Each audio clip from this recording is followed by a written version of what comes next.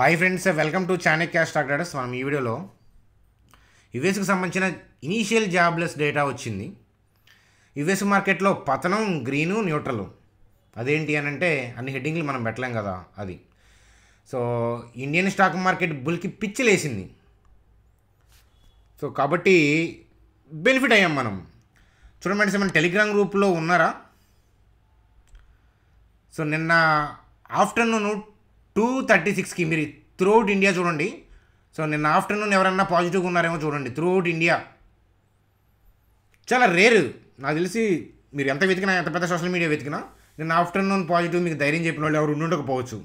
కానీ చూడండి, 24,897 దాకా డిప్ వస్తే, అదే నేను వ్యూ చెప్తున్నప్పుడు 2:36 అయింది.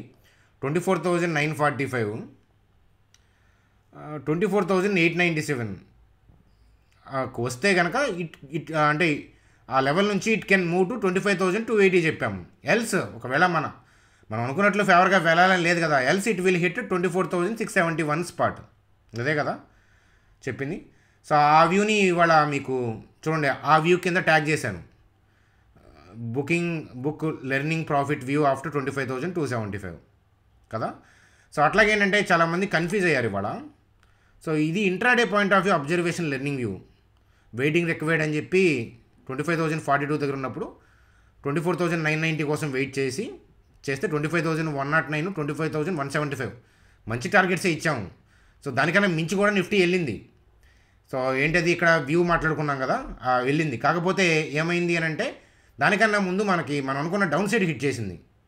సో డౌన్ సైడ్ హిట్ చేసింది కాబట్టి మీకు ఏం పెట్టాను మెసేజ్, దాన్ని ట్యాగ్ చేశాను చూడండి. నిఫ్టీ ఇంట్రాడే కింద ఉంటుంది ఆ ట్యాగ్, ఎగ్జిటింగ్ వ్యూ నిఫ్టీ అని చెప్పి దాన్ని ట్యాగ్ చేశాను ఇంట్రాడేని. అర్థమవుతుందా? సో ఇంట్రాడే అంటే ఏంటి, స్వింగ్ అంటే ఏంటి తెలియని వాళ్ళు కూడా ఉంటారు స్టాక్ మార్కెట్లో. మన గ్రూప్లోకి వస్తుంటారు వాళ్ళు కూడా.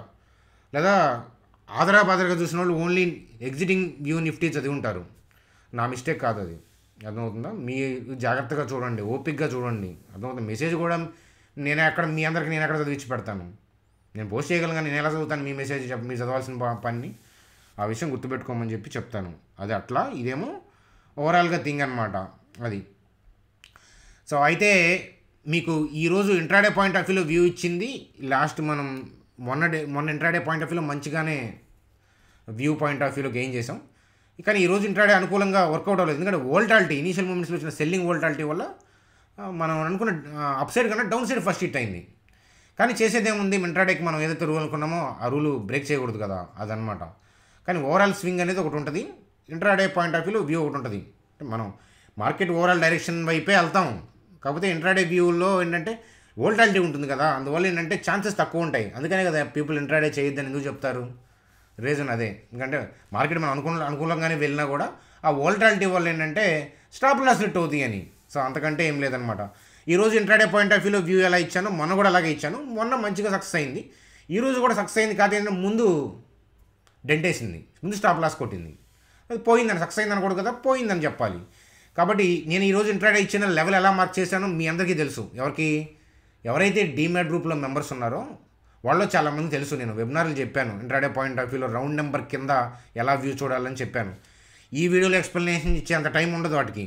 అర్థమవుతుంది. స్వింగ్ పాయింట్ ఆఫ్ వ్యూలో మాట్లాడడానికే టైమ్స్ సరిపోవు. కాబట్టి మెసేజ్ అబ్జర్వేషన్స్ జాగ్రత్తగా చూడండి అని చెప్పి చెప్తాను. సో అలాగే మరి మన మార్కెట్లో థింగ్స్ ఏంటి చూసే ముందు యుఎస్ మార్కెట్స్ డమాల్ లైవ్, అది లాస్ట్ నైట్ లైవ్. అది నేను ఇప్పుడు లాస్ట్ నైట్ లేట్గా చేశాను కదా, 9:15 పాయింట్ ఆఫ్ వ్యూ రికార్డ్ చేశాను. మీరు చూసేటప్పుడు 10:15 అయింది. కాబట్టి పడుతూ ఉంది కాబట్టి ఆ మెసేజ్ పెట్టాను.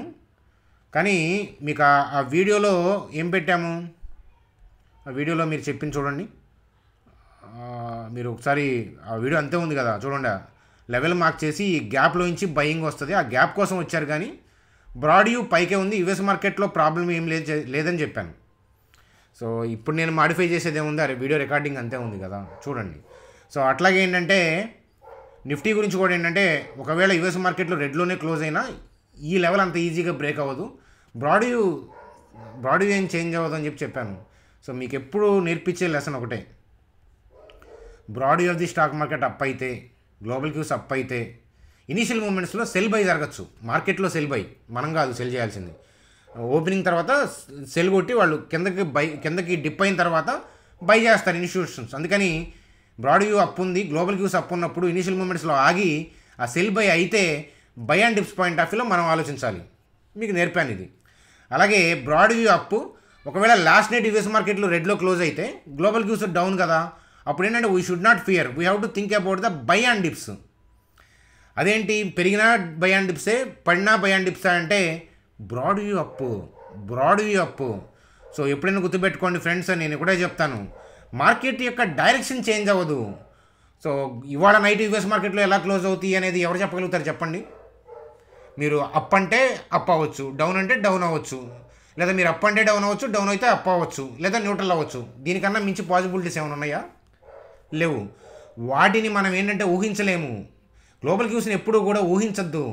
అవి ఎట్లన్నా ఉండండి, కానీ ఓవరాల్గా మార్కెట్ ఎటు పోతుంది అది ఐడెంటిఫై చేయండి. చూడండి ఫ్రెండ్స్, నేను చెప్పిన లైన్ రాకేష్ జుంజునవాలా గారి దగ్గర నుంచి నేను నేర్చుకుంది. ఎప్పటికైనా స్టాక్ మార్కెట్లో సక్సెస్ అయ్యే థింగ్ ఏదన్నా ఉందంటే అదే. ఎందుకంటే మనకి సక్సెస్ఫుల్ పర్సన్ తనే కదా, తను చెప్పిందే ఇది. దాన్ని బేస్ చేసుకొని నేను నా ఇన్పుట్స్, నా ఎఫర్ట్ అవన్నీ పెట్టి మీకు నేను ఇంతలా వ్యూస్ ఏదో కొద్ది గొప్ప నా వ్యూస్ వర్కౌట్ అవుతున్నాయి, మీకు నచ్చుతున్నాయి అని అంటే ఆయన చలవే అది అని చెప్తానమాట. అది కదా. కాబట్టి బ్రాడ్ వ్యూ ఆఫ్ థింగ్ ఏంటో చూడండి. ఎలా చెప్తారు? నెక్స్ట్ రేపొద్దున యూఎస్ మార్కెట్స్ పరిస్థితి ఏంటి చెప్పగలరా మీరు? మండే, ట్యూస్డే చెప్పలేరు. కానీ ఈ బ్రాడ్ వ్యూ అప్ ఉన్నంతకాలం ఏంటంటే మనం by and dips point of వ్యూలో ఎక్కడ నుంచి బౌన్స్ అవుతుందో చూసుకుంటా వెళ్ళటమే. అది బ్రాడ్ వ్యూ కనుక చేంజ్ అయితే అప్పుడు బ్రాడ్ వ్యూ చేంజ్ అయింది అంటే మళ్ళీ మీరు అనుకుంటారు బ్రాడ్ వ్యూ చేంజ్ అవ్వడం అంటే 24,700 దిగాలి, 24,000 దిగాలి, 24,500 దిగాలి. ఇంకా అప్పుడు మీరేం చేసేది? ఇవాళ ఆల్ టైమ్ హై దాటింది, మీరేం చేస్తారు చెప్పండి? ఇప్పుడు జనరల్గా లాజిక్స్ ఎట్లా ఉంటాయి చెప్పండి?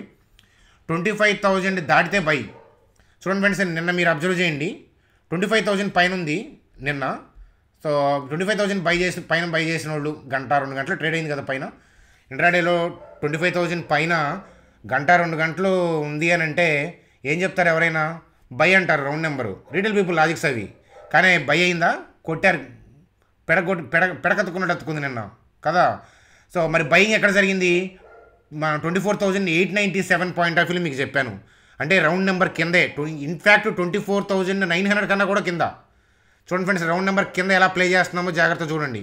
సో అట్లాగే మనం బయింగ్ స్టార్ట్ అయింది అని చెప్పి 24,849, అది కూడా రౌండ్ నెంబర్ కిందే కదా. సో అలాగే డే బిఫోర్ ఎస్టర్డే క్యాండిల్ చూస్తే 24,000 ఎక్కడ క్లోజ్ అయింది? 25,041. బట్ 25,000 పైనే క్లోజ్ అయింది కదా. ఏం పైకి వెళ్ళలేదే మరి? నెక్స్ట్ చూడండి, 25,000 పైన అనుకున్నప్పుడల్లా పైన కొన్న వాళ్ళల్లా ఫస్ట్ ఇక్కడ ఇబ్బంది పడ్డారు, నెక్స్ట్ డే ఇబ్బంది పడ్డారు. అర్థమవుతుందా? అలాగే ఇవాళ కూడా మనకి ఎర్లీ మూమెంట్స్లో ఎట్లా ఉంది మార్కెట్? 25,000 చూడండి, ఓపెనింగ్ ఎక్కడ 25,059. ఇవాళ కూడా 25,000 పైన కొన్న వాళ్ళు ఇవాళ మునుగుంటారు. చూడండి ఫ్రెండ్స్, మీరు traditional logics, support, resistance, moving averages అటే పోతాను ఇంకా అంటే మీరు స్టాక్ మార్కెట్కి మొక్కుబడులు చెల్లిస్తూనే ఉంటారు. ఆ రౌండ్ నెంబర్ పైన వాళ్ళు సెల్ కొడతా ఉంటారు, రౌండ్ నెంబర్ కింద వాళ్ళు బై చేస్తూ ఉంటారు. అర్థమవుతుందా? సో వాళ్ళు బయింగ్ అయిపోయినాక రౌండ్ నెంబర్ పైన బై చేసుకొని పైకి తీసుకెళ్తారు. అప్పటికి మన దగ్గర డబ్బులు ఉండవు కదా. 1, 2, 3 3 సార్లు అకౌంట్కి బొక్కబడింది, ఇంకెక్కడ ఉంటే డబ్బులు చెప్పండి?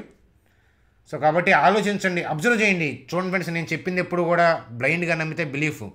మీరు కూడా అబ్జర్వ్ చేస్తేనే కామెంట్ సెక్షన్లో కామెంట్ చేయండి, మన ఛానల్తో ఇన్వాల్వ్ అవ్వండి, ఇంటరాక్ట్ అవ్వండి. ఏదో చుట్టం చూపుగా అటు ఇటు జరుపుతా చూశారనుకోండి, ఉపయోగమే ఉండదు. దానికన్నా అన్సబ్స్క్రైబ్ చేయడం బెస్ట్, అంతే కదా. అది చూడండి ఫ్రెండ్స్, మరి ఇంతకీ ఇవాళ పరిస్థితి ఏంటి అంటే, సో నిఫ్టీ యొక్క పరిస్థితి ఏంటో నేను చెప్పి దాని తర్వాత యుఎస్ మార్కెట్ జోలికి వెళ్దాం, ఓకేనా?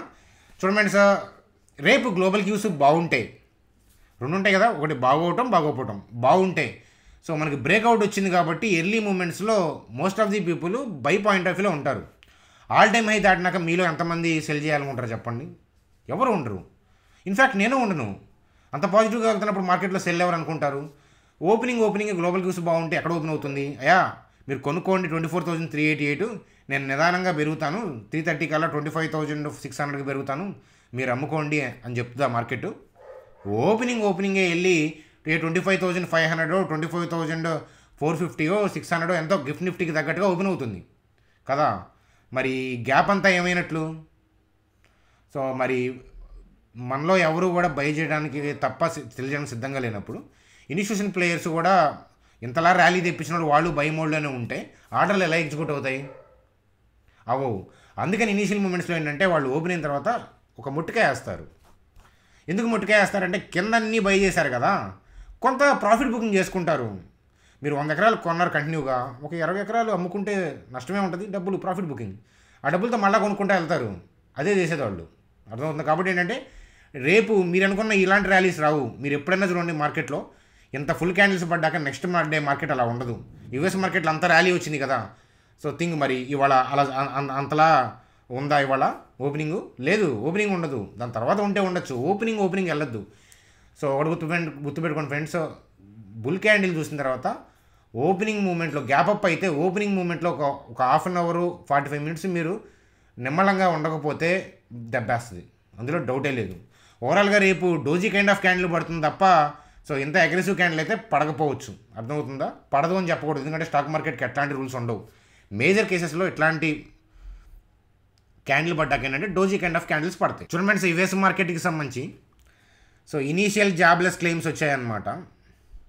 Week ended September 7th. So 2.28 lakh versus 2.30, అంటే స్లైడ్గా రైజ్ అయింది.